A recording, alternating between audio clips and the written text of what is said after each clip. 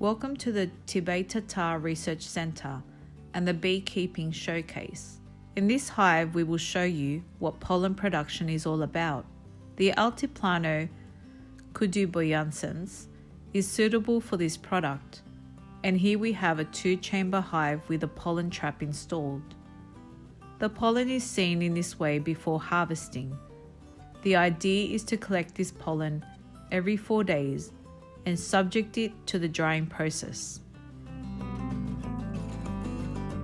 In the beekeeping showcase of the Tibaitatá Research Center, we are currently executing 2 projects, one related to the breeding of improved queen bees, where we have a selection program towards bees that are more docile, tolerant to pests and diseases, and with good productivity levels. This project is carried out in this beekeeping showcase, and in order to carry it out, we have a process of queen bee production. The other project we are working on is the identification of causes of bee mortality, where we evaluate the effect of certain groups of pesticides on bees. In this case, we focus on 2 groups of molecules, fipronil and neonicotinoids. Regarding technological offers, we currently have 3 offers available for producers. The first one is on good beekeeping practices, which consist of all the processes to obtain safe and quality products from the hive. This offer is supported by books, brochures, videos, and a virtual course that is available to all beekeepers. The second offering is on directed pollination in commercial crops, with which we seek to increase crop productivity through the inclusion of bees. We have a third offer which focuses on the management and control of Varroa destructor, a mite that affects bees, sucking the hemolymph, which is like the blood of bees, and also being a vector of pests and diseases. These 3 offers have a large amount of support material from Agrosavia, and we have 2 other offers in process, which are queen bee breeding and genetic selection and improvement. These offers have publications and courses that producers can access. We are also in the process of developing an offer of biological material, which includes fertilized virgin queens and bee nuclei for beekeepers.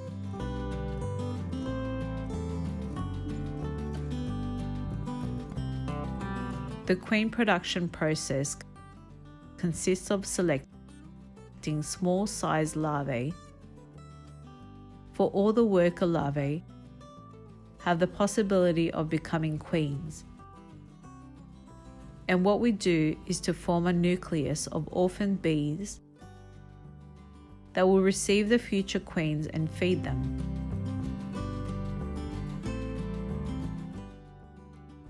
Later, we will distribute these queens to other hives to develop. From this hive, we are going to take this nucleus.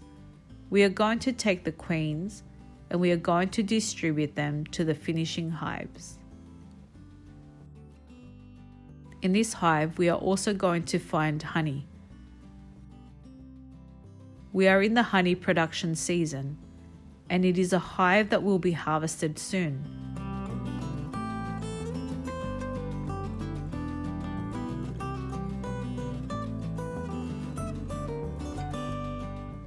This honey is ready for harvest.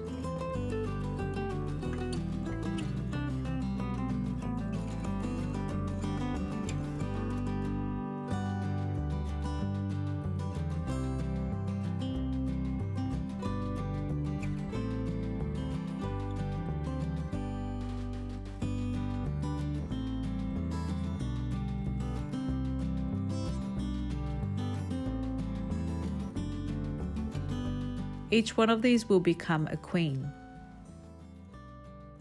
They are queens selected for hygienic behavior, gentleness, and productivity. We are distributing the queens to take them to 3 different hives to finish their development process. Next, we will show you how to introduce the queens that we take out of a starter colony into a finisher hive. This is a two-body hive which has a queen, but she is excluded by this table at the bottom. That is, at the bottom we have a queen and at the top we have no queen, because if there is a queen up here, she can destroy the other queens. There can only be one queen per colony. Let's uncover the hive. Here is a space, and we're going to introduce the queens. Now we are going to introduce the second group of queens. The queen is a very important individual in the hive. Since the behavior of the workers, the quantity and finally, the production will depend on her. So she is a very important productive factor for the beekeepers. The queen can have undesirable characteristics, such as being a swarming queen, which is a queen that is constantly leaving the hive, so we cannot produce. We can have queens that produce workers that are not resistant to pests or diseases. So they are hives that are constantly sick and do not produce either. Meekness is also a fundamental characteristic that the queen and drones will transmit to the workers. So we are looking for quality queens. This project is important for national beekeeping because it will allow us to offer beekeepers very good quality genetic material so that they can increase production in their apiaries and have less defensive hives. Now we are going to collect drones for the artificial insemination process. To advance faster in genetic improvement of queen bees, one strategy is to perform insemination. Since we can select the queens, but they go out and mate with 10 or 20 drones of which we do not know their origin. With the insemination process, we seek to know the genetics of both the queen and the drone, and to obtain bees as close as possible to the conditions we are looking for. So in this hive, which is a hive that has characteristics of gentleness,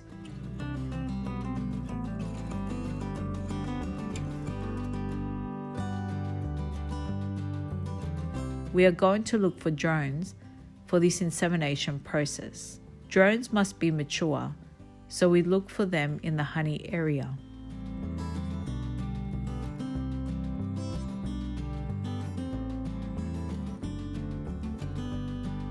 The drones that are here by the honey area are the ones that are already mature. So we are going to collect them and put them in this cage.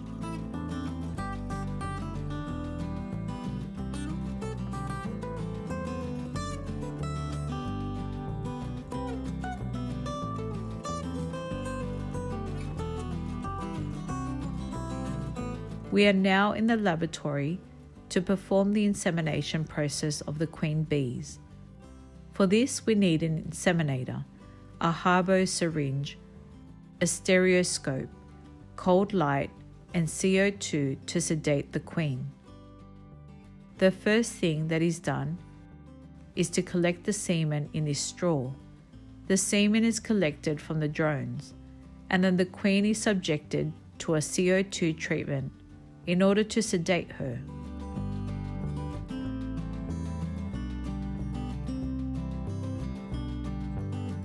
The queen's vaginal cavity is then opened and insemination is performed.